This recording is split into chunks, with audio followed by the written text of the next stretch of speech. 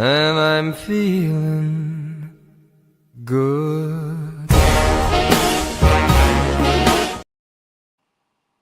Hello, hello. It is TeMeka, Love Inspired Teach E. This is the LITE Firestarters podcast. Post vacation, y'all, and ready to talk with you about our spicy topic for today. So I think we are live on Instagram. Just give me a second to check that out. We also got to give people a second or two to get off work, get to happy hour, get a little comfortable, all that good stuff. So, yeah.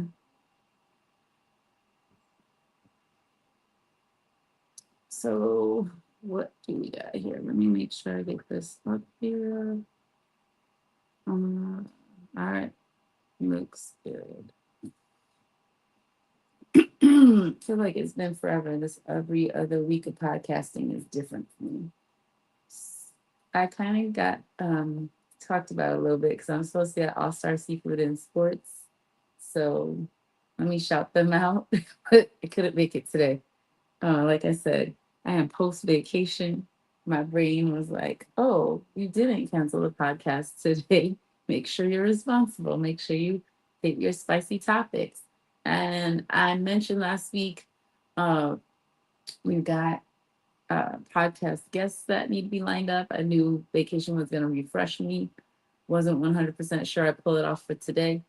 So it's all good because the topic, I think both men and women will like. Well, depends. I think, yeah, even gay men I know like boobs.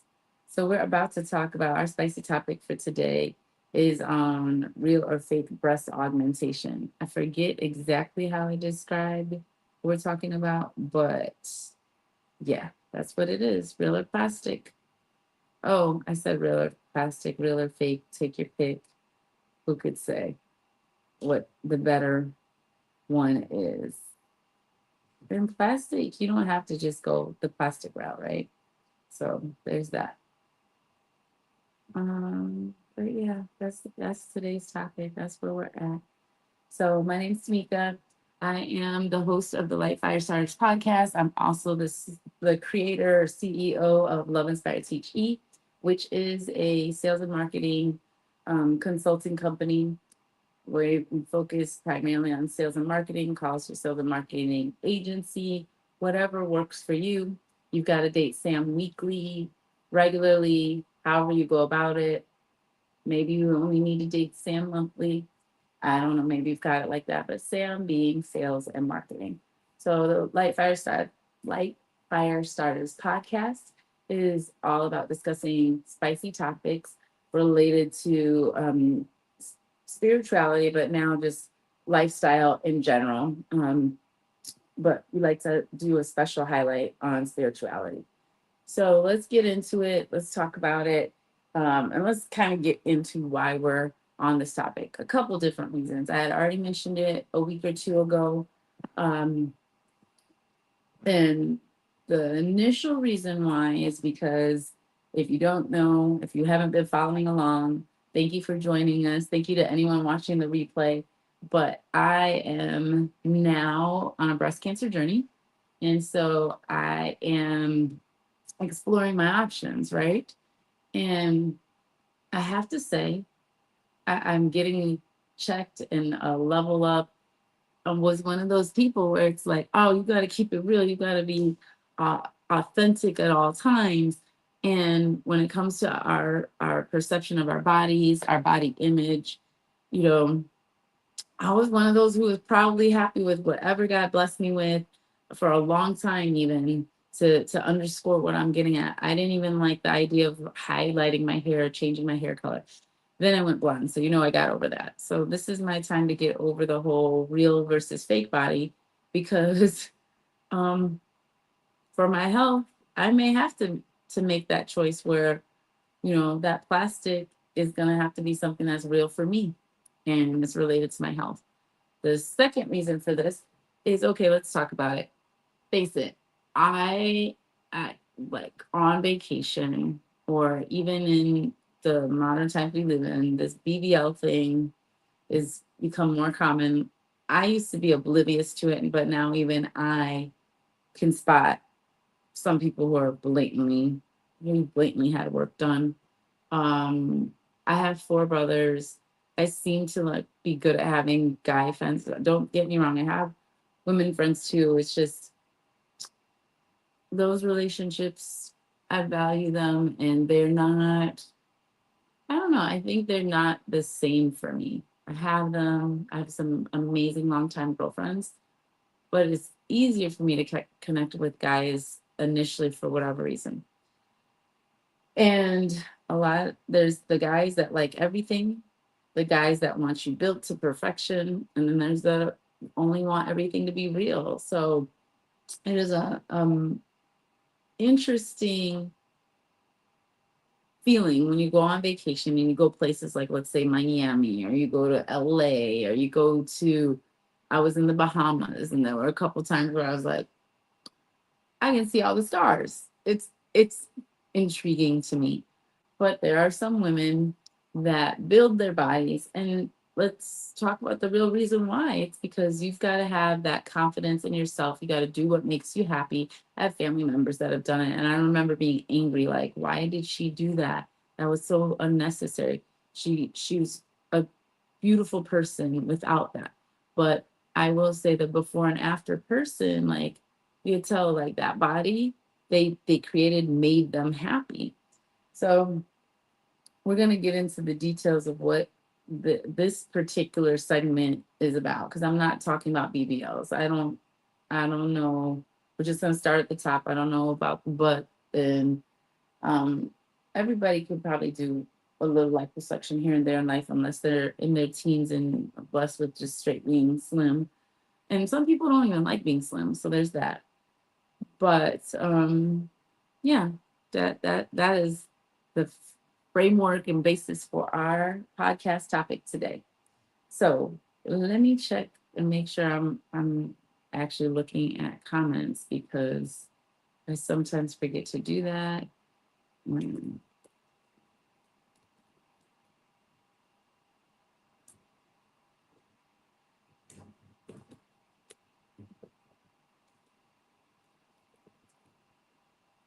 Mm, let's test that out too while we're at it. And so there won't be too many commercial breaks, but you already learned about who I am, what I'm on, and um, if you ever want to become a sponsor of the podcast, we have a lot of different options for that.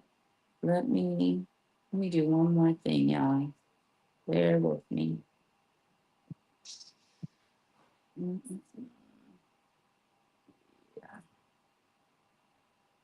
trying to make sure. So where we are today, I switched it up. We are not on LinkedIn today. We are on YouTube, from Facebook, and we are on Instagram. So if you're not already following the Love Inspire Teach Eat Play page on any of those platforms, I encourage you to do so. It's a good place to be. And then you will catch the podcast every other Tuesday at 5:30. So, all right, just get this done right quick. Like I said, I wanted to check for the comments, and no need for behind the scenes today.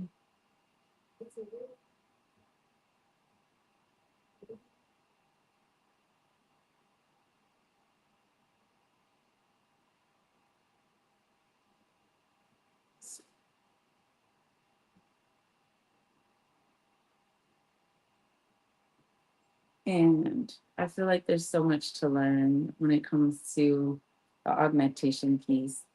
And I'm definitely a lightweight. I have friends that have gone through it, so I've asked some questions, but I don't know it all. Not at all. But we're gonna get me there. So, all right. Commercial break. I told y'all every other Tuesday is the Light Firestarters podcast. So not next week, but the week after that. I will do my very best to be at All Star Seafood and Sports. Shout out to Robert and Chaz and Abby and the team over at All Star Seafood and Sports. I am more likely to go over there after this and eat me some seafood, because I am on vacation withdrawal. I do love seafood, and I do love to support Black business. So shop local. And again, if you want to be a sponsor, hit us up. Look at all our different contact methods. We got you. And we will post up your business during the podcast, whichever way you would like. If you watch the first episode of the podcast, which was so much fun, the person who sponsored it, their raffle was a date with them, and it was an insurance agent, and it was so fun and funny at the same time. So if you wanted to share prizes with people, you could do that, but the podcast will allow for you to do that. And if you just want to show support, you can always do it through Cash App, Chime, Zelle, take your pick. I'll keep that one scrolling at the bottom here. But again, let's get into the spicy topic. Let's talk about real or fake, specifically breast augmentation. Like I said, I'm not going to do the whole BBL deal. I can't, I won't, I'm not ready. I'm easing on into this because I was a big proponent of keeping it real, the body staying real. And God's checking me on this and being like, girl, you might need to have one side real and one side fake. So whatever. um, so let's get into it. The details of if you're doing breast augmentation that I've learned thus far is you have the choice of, now this is for those who like to keep it real. If someone has to do this augmentation, especially for health reasons, which is why I'm looking into it, you can get a tummy tuck and they can take your fat from your tummy and recreate. And it's a longer process. It takes several months. But then you're still real, right? It's all from you. It's all um, nothing foreign inserted technically into your body. And I even researched this topic before I knew this was a um, real need, real possibility for need for myself. If you do augmentation with fat, with your own bodies, they call the fat the lipids, right? The most you can get from enhancement size anyway is 1 cup size if you do it that way. So if for anyone who's looking into breast augmentation, you can go try to keep it as natural as possible, but you're only going to get 1 cup size out of it. So then that leads me to if you wanted to do the plastic route or the fake route, because like I said, y'all gonna help me wrap my mind around this. And I really want to hear from the guys. Like that's me personally. I want to hear from the guys. Y'all, some of y'all are like, oh, I only want the real body. I only want the authentic women. Why do women do all these things? Because we want to look and feel good for ourselves. Sometimes it's not about you, right? But for women that do augmentation, they in the goal for a lot of women with doing augmentation is for it not to look fake. Well, most women, but there's some that go too big and we know it's fake, right?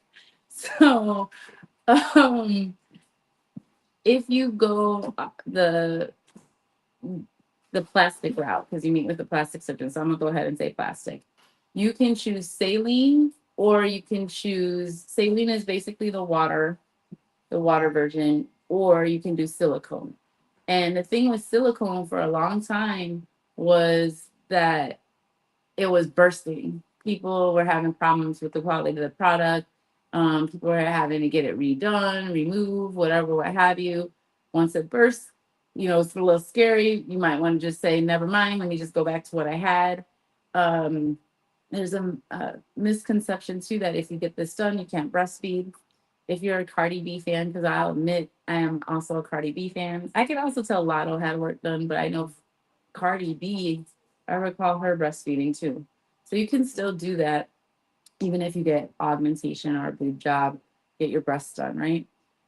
So when it comes to the saline is the like a water one.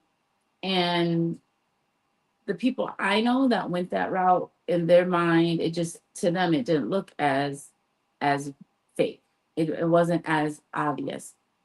But then when you speak with an actual surgeon who does this, thank you. I got a comment from Lawrence. I appreciate that.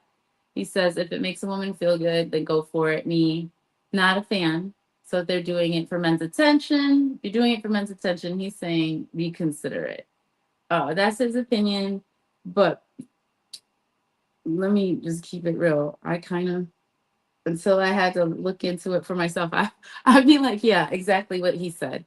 Uh, and we're helping me wrap the selfish point of view on this podcast is helping me get my mind ready for the fact that this is what's going to happen. Like, these are the choices I'm facing.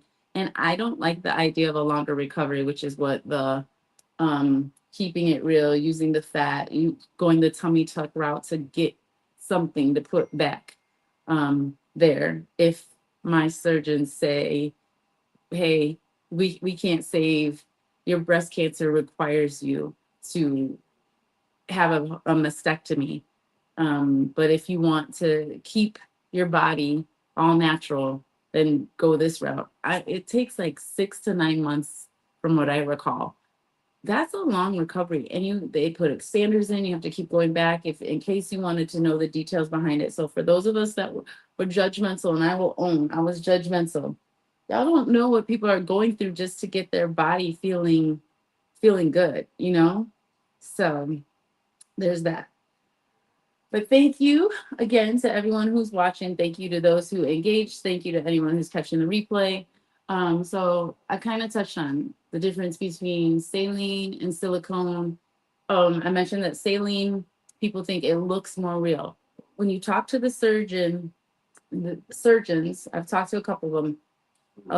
The ones I talk to prefer silicone. And the reasoning behind them preferring silicone is they say that it feels better. It feels real, more real. And they also said the technology has come a long way. There's been improvement in with the silicone.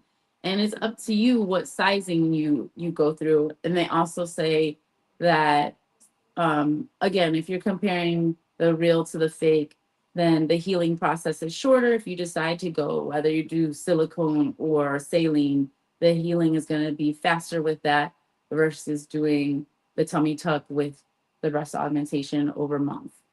And in the meantime, if you're wondering, like if it takes months for them to refill your breast up, if you're doing this, then what are you doing? You're using prosthetics to get that to look natural. Or you can just skip it altogether if you're doing it for health reasons, if you're doing it for breast cancer, which is what I'm facing, then there's that. But let's also talk about as a mom, we talk about dad bods, moms have their body issues. For moms who breastfed, not everyone breastfeeds, but one of the reasons why, and this is transparency here, where I had to check myself about a family member who got it done and being like, ugh, why did she do that? Or even one of my girlfriends, I remember when before she got hers done and her telling me, she's like, I want them done. I just want them to be lifted. I want them to look good. I want that back. And I was like, ugh, if that's what you want to do, you're going under a knife for all that. Again, going under a knife is a bit extreme to fix that. But if that's what makes you feel good, that's what makes you happy, then by all means, to you. Don't worry about what I think, like I said, I want to hear from the fellas, what the fellas think, because if they get to experience it up front and personal, they may think differently after, I don't know. I don't know why people talk about stuff that technically is not their business to talk about. But this is my business to talk about. We are on the podcast. We're at LITE Firestarters podcast. We're doing a spicy topic of real or fake. So anyway, I lost my train of thought. I'm going on tangents. But I was talking about if you breastfed. So breastfeeding can be different for every woman. And I was talking with the breast surgeon again about this, and I was telling him, yeah, no one tells you after you have a baby you could lose a whole cup size. So for maybe the A cups, they're like there wasn't much to begin with. Maybe that's why they do or don't want to do it. For your B cups, we're like probably. So my life, I was a B, C cup. Kids brought me from that C down to the B. Who remembers the dating show that Jenny McCarthy was on? I forget the name of it. It was on MTV though. It was Jenny McCarthy and some other guy. But you would like choose what you wanted. And one of their questions was, what cup size do you prefer? And some would be like a handful, some would be like, it can only be larger uh, the big breasts or not. But I always was amused by that when they're like, wow, we're really building our perfect person. And hey, visualization is real, deciding what you like is real. Um, Happiness is important in your life. So when it comes to having fed your child, your boobs serve a purpose, okay, for women. Um, they not only are about your image and how you feel, but if you decide to have children, your everything you need to take care of your baby is right there with you, right? Um, so the surgeon corrected me because I was telling him, no one ever told you you could lose a whole cup size off of breastfeeding, but if it was important to you, because the benefits of breastfeeding are real and amazing. Your children are smarter. They get the antibodies from you. So as far as their immune system, it's better for them from that aspect. When babies are first born, there's this thing called colostrum that is a high nutrient um, secretion out of your breast that is initially what comes before your breast milk is let down. So there's all these reasons, but the aftermath. Oh, so I'm gonna give you guys another personal story. So I breastfed for a year and a half for my youngest. I went like 18, 19 months.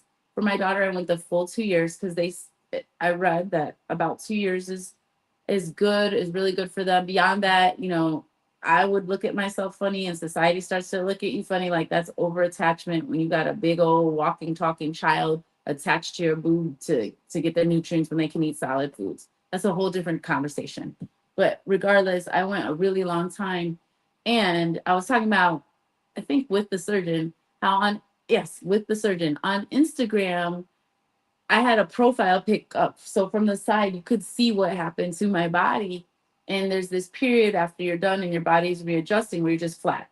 Like it sucked. I had my self-esteem issue where I was just like, God, is it ever gonna come back the way it's supposed to, the way I like it, the way, I'm not significant at the time like that. Um, and this surgeon, I think it was in California or something, like commented or tagged, and they didn't say anything specifically about how my body looked. But when I went to their page, it was like, who is this? What is that about? You could see where he was trying to get clients to get their boobs done, and he was showing you the difference. But mind you, I had breastfed for over a year. So for me to think my body was going to bounce back in 6 months, 9 months, that was unrealistic. So I kept fighting that battle. I know my body needs time to adjust. It needs time to find its new normal. And I will say, now that I got my breast cancer diagnosis, I've been looking and I'm like, yeah, they kind of recovered good. It was all good. God, I wasn't complaining. Like, what's going on? What's happening in my life? What is this about? But they are nowhere looking like when that breast surgeon tagged me. So, what if I had gotten work done before my body had fully healed? So my body technically is healed from that, but I'm on a new journey where they got to cut a tumor out and I'm choosing between fake or plastic. And if I had a choice, obviously I wouldn't even want breast cancer. I wouldn't even want to have to choose this. But if I had a choice between, now I'm faced with the choice between real or fake.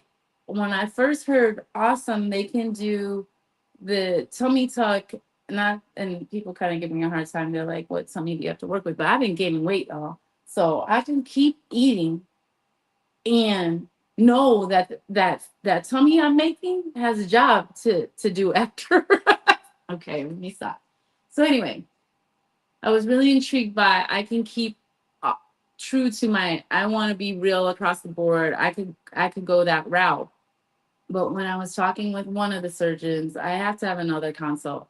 But I will admit the surgeon I spoke with made it seem like we don't recommend that. It's not ideal because the number of surgeries you have to have and just the healing for that one, you're not only there's a cosmetic aspect to it, right? But there's also a going under the knife aspect or going in for procedure because now they try to make everything minimally invasive. But now you got to have how many appointments just to get this to keep it real?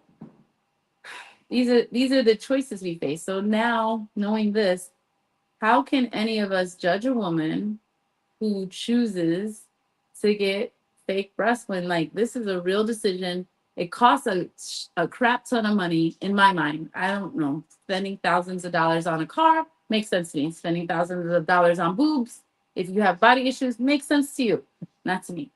Obviously my situation, the cost is not as big of a deal. It's required, so there's a certain amount of coverage to it, but they want to do it right away. And to the doctor's point, why have so many procedures just to keep it real?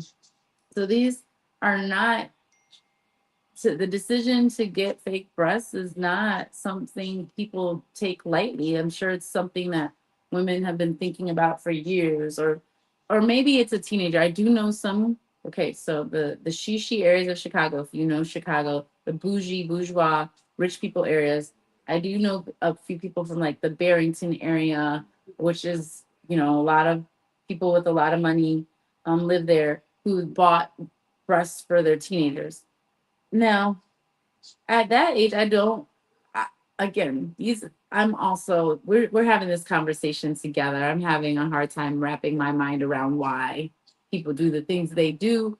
But now I'm forced to like have people relate more to others. Y'all help me relate. And especially, hey, women, if you've done this and you're comfortable talking about it, please put your comments in here, especially if you're catching the replay. You know, you can hide your name however you need to do it if you don't want to be on the live with your real name, however you want to get that in. But it, the choice is not something that's straightforward. I think the people that pay for it, some of them like, yeah, I'm still keeping it real. This is was my decision. I used real money to do this. This is this is me. Accept me for who I am. Accept what I want in my life, how I want to look. I earned this. So there's that aspect to it. But I have a much greater respect after learning the details out of necessity for those that choose. Hey, you want them perky. You don't want just the lift. You want them larger. And some people just get a lift. Whatever you choose, there are options. Um, I will say though, I do think men, I hear it all the time. And me, like I said, I have guy friends and I relate, I connect well with men. I do connect with women, but having four brothers, I think makes it easier for me to have the guy friends that I do. Not only do they complain about the fake lashes, like I can't tell you how many times I hear guys just like, ugh, do you wear those terrible lashes? Are your lashes up to your eyebrows or whatever? But you'll also hear men talking about women who their bodies aren't real anymore, whether it's the BBL or if it's just your fake breast. And then there are the men, like let's call Jeff Bezos. How do you say his last name? And he had him and his wife got divorced, and his first wife was like, she's still gorgeous and beautiful, but she was all real. And his new wife, if you see her, I think they got married. Um, her whole body is fake, like between the lips, the breasts, the everything, and that's what he likes now as a rich man. And there's a whole separate discussion about um how once men get successful, they say one thing about, oh, I I I like what they like changes. That it's hard for them to admit it, but for him being the billionaire that he is, and he had a beautiful woman who was didn't need all that enhancement, and then once he hit this certain level of success, it was necessary for him to have a wife that met his idea of perfection, even though we all know no one's perfect. So this is where we're at with this conversation, this spicy topic, real or plastic, fake or fat, whichever F you want. But what are your thoughts on it, especially now that I've given you some more details behind the choices when people get breast augmentation, some of the different reasons why? Like I never gave a lot of thought to how many women had their breasts done because of their health, and they shouldn't have to tell you that. The reality of the situation is that's a personal choice. So now for me, one of the questions when I go back to the breast surgeon is I really want to be like, all right, so we're only doing one side. In my head, a small part of me wants to be like, well, they gotta look even. Like, how are y'all gonna achieve that? Or I don't remember, the your nipple changes. The look of your nipple will change with augmentation. That's a whole nother level. And if someone is getting it done for that reason, so because I'm talking about this from a cancer slant, right? But when I was reading the documents that I have so far, if I do mastectomy, they're gonna have to recreate a nipple, and they are gonna have to use tattoo to get the areola part created. And I forget how they do the nipple part. But what I'm leaning towards, because hey, real or fake, I want to look as real as possible. If we have to go down this road, I'll pray and hope I don't have to, because clearly I have my own personal hangups about I really do want to keep it as real as I can, but it's real to want to live, breathe, walk, and talk, right? So that's the priority. Um, but the surgeon was also talking about there's a nipple sparing, nipple saving technique that they can use if I'm a candidate, depending on where the tumors are. There's a whole thing. But now that I'm in this conversation, it's like in my head, I started off with, all right, we're just gonna, I don't need people, like I talk about things freely, ask me questions. I'm never gonna not be okay with answering anyone's questions related to this, right? But what I will also say, thank you, Instagram, for those of you who have popped in and joined the topic. Appreciate y'all so much. But do I want to keep it the same size? Or if I'm already under the knife, maybe I should go bigger. Go bigger, go home. So I guess that leads to, is the problem not so much real or fake, or is that people go outside what their body's built for, or you can tell it doesn't match their body. Like, let's face it, part of being on vacation and being able to see these women walking around and not only catching their scars, but sometimes you're like, it's too big, girl. Like, it looked like you topple over from the front, you know. And then for those that at the BBL, I've been looking like, does it hurt when you sit down? Because it looked real stiff, you know. But is it not so much a matter of whether you're being real or authentic because visually we can tell, or is it the feel of it, you know? So there's that piece. Is it because they went too big?